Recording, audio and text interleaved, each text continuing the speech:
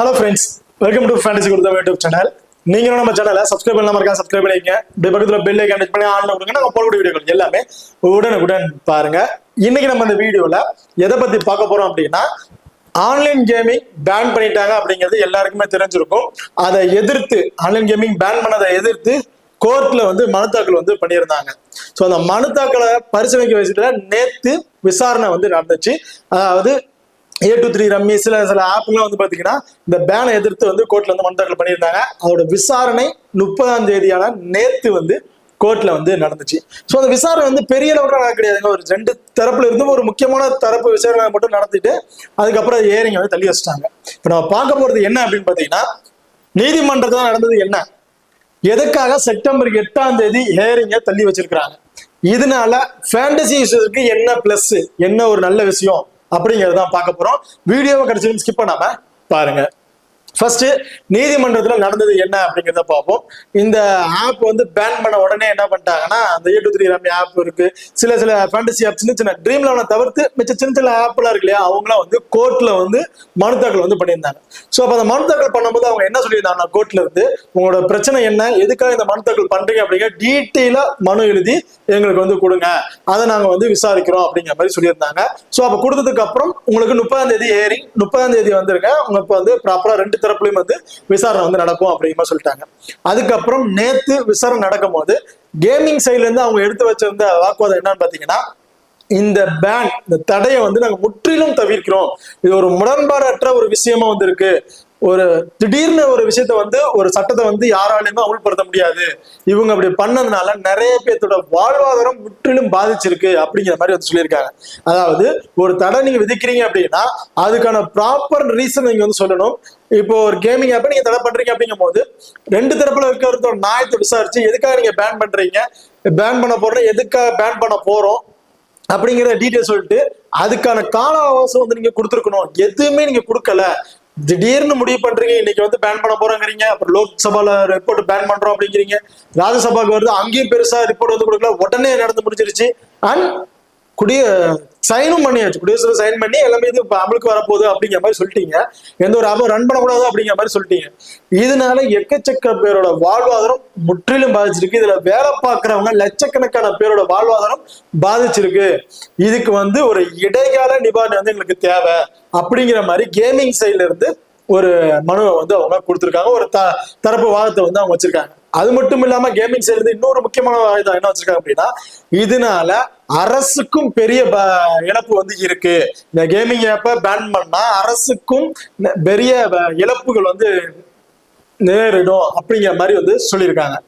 அதுக்கப்புறம் கோர்ட்ல இருந்து அரசு தரப்பு வக்கீல்கிட்ட இதுக்கான பதில் என்ன, உங்க எதுக்காக பேன் பண்ணி சொல்லுங்க அப்படின்னா, அவங்க வச்ச வாதம் என்னன்னு பாத்தீங்கன்னா, நாங்க பார்லிமெண்ட்ல முடிவெடுத்து குடியரசுத் தலைவரை கையொப்பப்பட்டு பேன் அப்படிங்கிற மாதிரி ஒரு சட்டத்தை நாங்க பேன் பண்றோம் அப்படிங்கிற மாதிரி ஒரு புது சட்டத்தை நாங்க உருவாக்கிட்டோம்.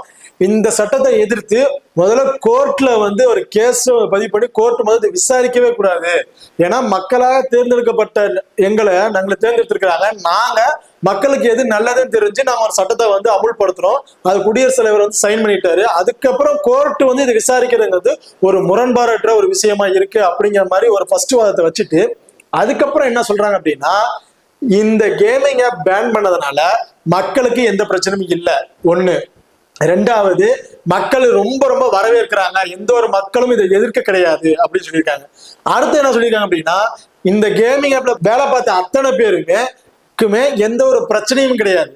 ஸோ கேமிங் சைட்ல என்ன சொல்லியிருக்காங்கன்னா, ஒர்க்கர்ஸுக்கு எல்லாத்துக்குமே வாழ்வாதார பிரச்சனை இருக்கு, அவங்களோட மொத்த இன்கமும் இதுல பாதிச்சிருக்கு, அவங்கள அடுத்த கட்ட நடவடிக்கை என்ன பண்ணணும்னு தெரியாம இருக்காங்க அப்படிங்கிற சொல்லியிருந்தாங்க. அது முற்றிலும் தவறான கருத்து. இதுல வேலை பார்க்குற ஒர்க்கர்ஸுக்கு எந்த ஒரு பிரச்சனையுமே கிடையாது, அவங்க வாழ்வாதாரத்துக்கு எந்த ஒரு பிரச்சனையுமே கிடையாது, இவங்க பொய்யான கருத்தை வைக்கிறாங்க. இதுல யாருக்கு பாதிப்பு இருக்குன்னா, தனிப்பட்ட ஒரே ஒரு நபருக்கு மட்டும்தான் இதுல பாதிப்பு இருக்கு, அவங்களோட வருமானம் இதுல பாதிக்கப்படுது, அதுக்காக தான் இந்த கேம் ஆப்லாம் இவ்வளவு சிரமம் எடுத்து கேஸ் பதிவு பண்ணி வாதாடுறாங்க ஒழிய மக்களுக்காக இவங்க வாதாட கிடையாது, மக்களுக்கு இதுல எந்த ஒரு பிரச்சனையுமே கிடையாது அப்படிங்கிற மாதிரி ஒரு தரப்பு வாதத்தை வச்சிருக்காங்க. சோ இப்போ 2 தரப்புல இருக்க வாதத்தையும் அவங்க கேட்டுட்டு, அதுவும் வாதமும் பாத்தீங்கன்னா ரொம்ப நேரம்லாம் கேட்க கிடையாது, ஒரு குறிப்பிட்ட டைம் தான் வச்சாங்க, 2 தரப்புல இருக்க வாதத்தையும் கேட்டுட்டு கோர்ட்ல இருந்து என்ன சொல்லியிருக்காங்க அப்படின்னா, இந்த சட்டத்தை உடனடியாக நீங்க அமலுக்கு கொண்டு வர போறீங்களா, இல்ல அதுல ஏதாவது ரெகுலேஷன் வந்து சேஞ்சஸ் பண்ணுவீங்களா அப்படிங்கிறத எனக்கு ப்ராப்பரான ரிப்போர்ட்டை நீங்க எனக்கு வந்து கொடுக்கணும். செப்டம்பர் 8ஆம் தேதி இந்த கேஸோட ஹியரிங் வந்து நான் தள்ளி வைக்கிறேன். செப்டம்பர் 8ஆம் தேதி எனக்கு அந்த ப்ராப்பர் ரிப்போர்ட் அரசு தரப்புல இருந்து எதுக்காக இந்த விஷயத்தை பேன் பண்ணீங்க, பேன் பண்ணதுல ஏதாச்சும் ஒரு சின்ன சின்ன மாற்றங்கள் நீங்க பண்ணுவீங்களா, உடனடியாக அந்த சட்டத்தை அமலுக்கு கொண்டு வர போறீங்களா அப்படிங்கிறதா எங்களுக்கு வந்து நீங்க ரிப்போர்ட் கொடுக்கணும். நீங்க கொடுக்குற ரிப்போர்ட்டை பொறுத்து தான் நாங்க வந்து இடைக்கால நிவாரணத்தை பத்தி பரிசீலிக்க முடியும்.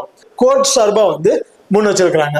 சோ அப்போ நமக்கு இருக்க ஒரு நல்ல விஷயம் என்னன்னு பாத்தீங்கன்னா, செப்டம்பர் 8ஆம் தேதி மோஸ்ட்லி எனக்கு தெரிஞ்சு இடைக்கால நிவாரணம் கொடுக்கறதுக்கான வாய்ப்புகள் இருக்கு. அதாவது அவங்க சொல்லியிருக்க ரிப்போர்ட் படி பாத்தீங்கன்னா, ஆன்லைன் கேமிங் பில் 2025 கர்நாடகா உயர்நீதிமன்றம் இன்னும் தடை விதிக்கவில்லை. கர்நாடகா உயர்நீதிமன்றம் தான் கேஸ் வந்து பதிவு பண்ணியிருந்தாங்க. அவங்க இதுக்கு தடை தான், எந்த ஒரு மாற்று கருத்துக்கு இல்லை அப்படிங்கிற மாதிரி எதுவுமே சொல்லல. அதுக்கு மாறாக அவங்க என்ன சொல்லியிருக்காங்க அப்படின்னா, மத்திய அரசுக்கு நோட்டீஸ் அனுப்பிச்சு அடுத்த விசாரணை செப்டம்பர் 8 மதியம் 2:30 மணிக்கு வந்து நடக்க போகுது. அப்போ உங்க தரப்புல இருக்க ப்ராப்பர் ரிப்போர்ட் எங்களுக்கு வந்து வேணும். அப்புறம் அந்த சட்டத்தை நீங்க உடனடியாக அமலுக்கு கொண்டு வர போறீங்களா, இல்ல அதை சேஞ்சஸ் பண்ண போறீங்களா அப்படிங்கிறத ப்ராப்பர் ரிப்போர்ட் எங்களுக்கு வேணும். அதை நீங்க கொடுக்கறத பொறுத்து தான் நாங்க இடைக்கால நிவாரணம் வந்து கொடுக்கலாமா இல்லையாங்கிறத நாங்க முடிவு பண்ண முடியும் அப்படிங்கறத அவங்க சொல்லிட்டாங்க. சோ அப்போ அவங்க கொடுக்குற ரிப்போர்ட் கோர்ட்ல ஏத்துக்கொள்ள முடியல, சரியான ரிப்போர்ட் இல்ல அப்படி இருந்துச்சு அப்படின்னா, கண்டிப்பா கேமிங் ஆப்லாம் மறுபடியும் ரன் பண்றதுக்கான இடைக்கால நிவாரணம் அவங்க கொடுக்கறதுக்கான வாய்ப்புகள் வந்து இருக்கு. சோ அப்படி கொடுத்தாங்கன்னா எத்தனை மாசம் வரை கொடுப்பாங்க அப்படின்னு கேட்டீங்கன்னா, 6 மாசம், ஆவரேஜ் 6 மாசத்துல இருந்து வாய்ப்புகள் இருக்கு. சோ அதிகபட்சம் 6 மாசம் வரையும் கொடுக்கலாம். அதுக்கப்புறம் 1 இயர் அவங்க எப்படி வேணா கொடுக்கலாம். ஸோ உங்க ரிப்போர்ட்டை பொறுத்து ஸ்டார்டிங் ஒரு 6 மந்த், அதுக்கப்புறம் சரியா வரலாம் அப்படி எக்ஸ்டெண்ட் பண்றது போறதுக்கான வாய்ப்புகளும் வந்து இருக்கு. ஸோ அப்போ இது நமக்கு இந்த ஃபேண்டசி யூசருக்கு ரொம்ப ரொம்ப ஒரு நல்ல செய்தி தான் வந்து சொல்லுவேன். கண்டிப்பா இந்த இடைக்கால தடை கொடுத்துட்டாங்க அப்படின்னா எல்லா ஃபேண்டசி ஆப்பும் திரும்பி ரன் ஆகிறதுக்கான வாய்ப்புகள் வந்து இருக்கு. ஓகே ஃப்ரெண்ட்ஸ், இது மாதிரி இனி வர அப்டேட்ஸ் எல்லாம் நீங்க பார்க்கணும்னு நினைச்சீங்க அப்படின்னா நம்ம சேனலை மறக்காம சப்ஸ்கிரைப் பண்ணி பக்கத்துல இருக்க பெல் பட்டனும் டச் பண்ணி வச்சுக்கோங்க. அடுத்தடுத்து வர அப்டேட்ஸ் எல்லாமே நம்ம சேனல்ல வந்து நான் கொடுக்குறேன். So thank you.